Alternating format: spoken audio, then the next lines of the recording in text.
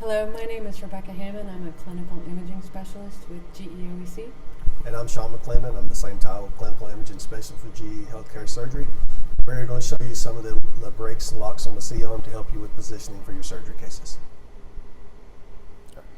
So we're going to go over the locks and brakes on the GE Elite C-arm.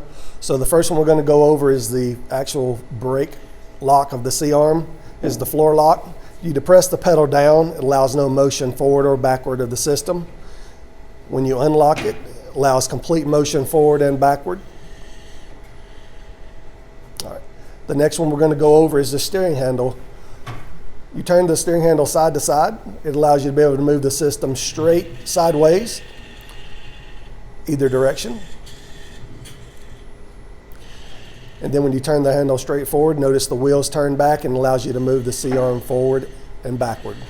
Just gives you complete control of the system to be able to move it either direction you'd like without having to force.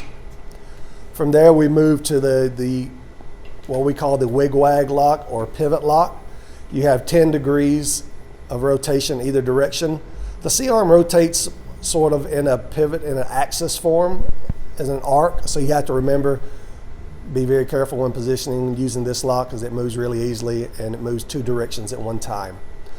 After this, we move to our in and out lock, which is green on here. They're all color coded.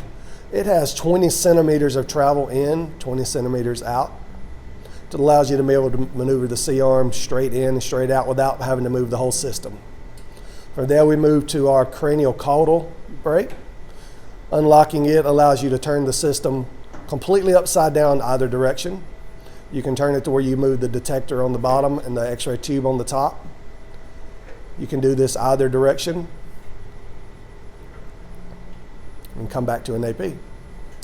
From there we move to the gray lock, which in our GE lock is called our invert or our smart view lock. It also will allow you to turn the system completely upside down, pivot it to put your detector on the bottom. We'll go over more about the smart view lock in our positioning talk. From there we have one of the more common ones, which is the brake for our AP to lateral turn. It allows you to turn the system to a lateral at 90 degrees. We actually have an extra 5 degrees of underscan there to be able to go 95 degrees. Back to our straight AP. And then with our system we have 55 degrees of overscan.